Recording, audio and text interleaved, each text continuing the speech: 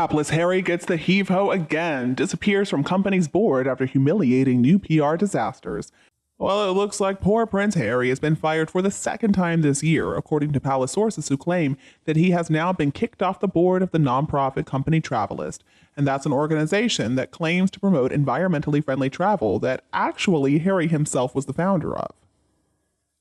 And now sources claim that the renegade prince's big plans to build this global empire are left destroyed, especially since Harry and his fame-obsessed wife Meghan were branded grifters by a Spotify executive, and they were let go 3 years after landing a $20 million deal with Spotify.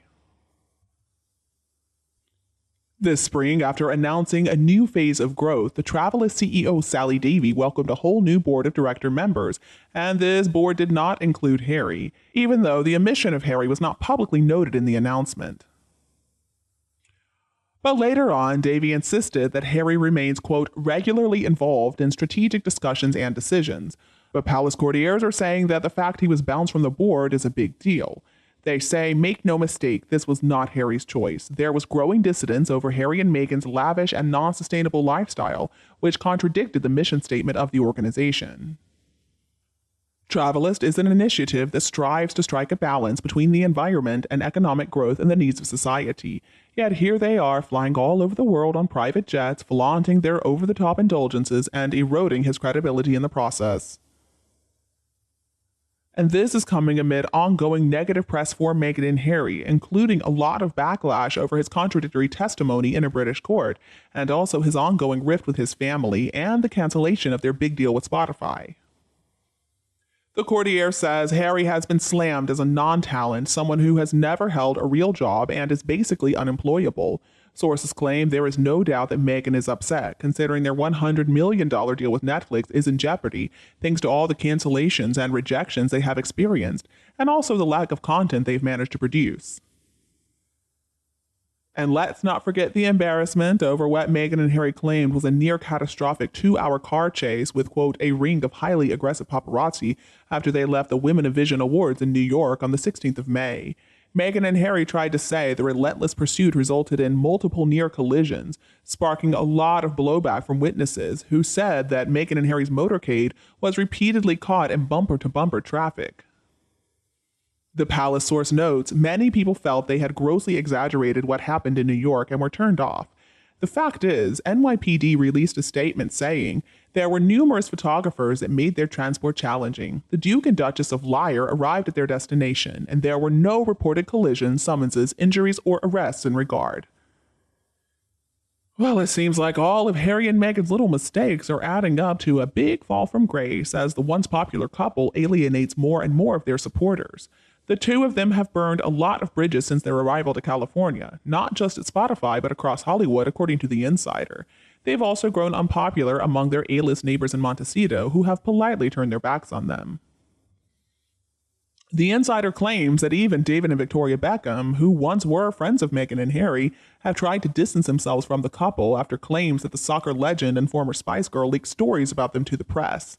The courtier says the Sussexes' constant complaints of being victims of royal life and do as I say, not as I do lifestyle has made them very toxic. Very few people want to associate with them. Somehow Meghan still has a few fans, so interestingly enough, a few people have kept their manners, I guess. And as for the rest of us, it's pretty difficult to feel gratitude towards somebody for whom we have absolutely no respect. Now, if it was really Meghan's ambition to continue and fulfill Princess Diana's vision, whatever that was, I mean, she died 26 years ago, but anyway, Meghan has certainly failed on that front. And why has she failed? Well, the list is too long to even go into, but from the very start, Meghan Markle didn't stand a chance, because she doesn't show respect for anyone. She is not a kind person, and she didn't show any kindness or respect for the royal family. She's not a generous person, and, for that matter, she hasn't done anything selfless. Apparently, she also hates kids, which leads me to believe that she doesn't have any kids living there with her. Meghan Markle would be an awful mother. Can you imagine? She'd probably be abusive. Just look at her ugly face when the little girl is trying to touch her. She'd probably have slapped that child if the parent weren't standing right there. Meghan Markle never shows any respect for anybody, and if you cannot respect other people, then you're not going to be respected either. Instead, Meghan has just shown a lot of bitterness and jealousy and spite, and she's told so many lies time and time again, she doesn't care about anybody else in this world. But it looks like Meghan is reaping what she has sown. Nobody seems to want to hire her in any capacity whatsoever, definitely not as a brand ambassador. Meghan's twisted, she's bitter, her skin isn't good, she is aging poorly, and she no longer has the kudos that she once through marriage obtained. Meghan Markle is washed up, she's a has-been, and that's all her own fault. Now, where once, as the wife of Harry, as a working member of the royal family, she was in a great position, she did have influence and power, but now she's got nothing. And what remains of her, I'm sorry, it's not impressive. Meghan doesn't have anything to offer. Meghan truly has been the architect of her own downfall, though. Meghan had so many opportunities, and she blew each and every one of them. So rumor has it she was trying to get some stuff edited out of their docu-series, and Netflix refused to do her bidding. Good. Unlike that Oprah interview where Oprah was also made to look like an idiot, I suspect the entire interview has been scrubbed from the internet. And she did that horrible mocking curtsy knowing good and well that the late queen was dying. She is an evil person. I mean, the way that she grinned after looking at Harry for approval. Everybody believes that Harry is not very intelligent, but Meghan's even dumber than he is to reenact that disgusting, disrespectful curtsy in front of the whole world.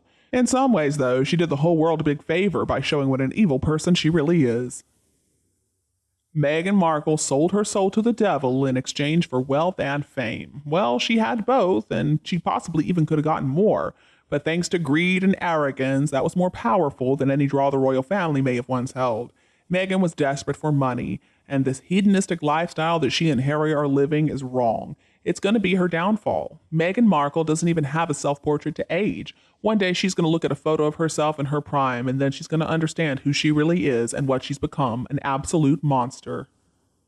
She's probably going to end up in the history books as the most despised and unpopular woman ever, somebody who believed that she could overshadow Queen Elizabeth, and therefore she was going to become the queen herself. Well, she lost her mind, and she also lost the respect of people all around the world, and unfortunately, the same happened to Harry. We also cannot look to the past, we've got to look forward to the future. Since moving to California, what charitable acts have Meghan and Harry actually done? That didn't make money for themselves, of course. Nothing. They don't even come close to Diana's acts of kindness. Diana didn't think about money when she did good for other people. And while her marriage was breaking down, she remained loyal to the royal family the entire time. Meghan's agenda, though, is completely different. She's a very different person than Diana was. Nothing she has done actually encourages real humanitarian goals. What exactly does Archewell even do? Perhaps I have missed the publicity of their good deeds, but in any sense of the word, humanitarian, no. Meghan doesn't come close. I know it's easy to throw that word around, but actions are what's important.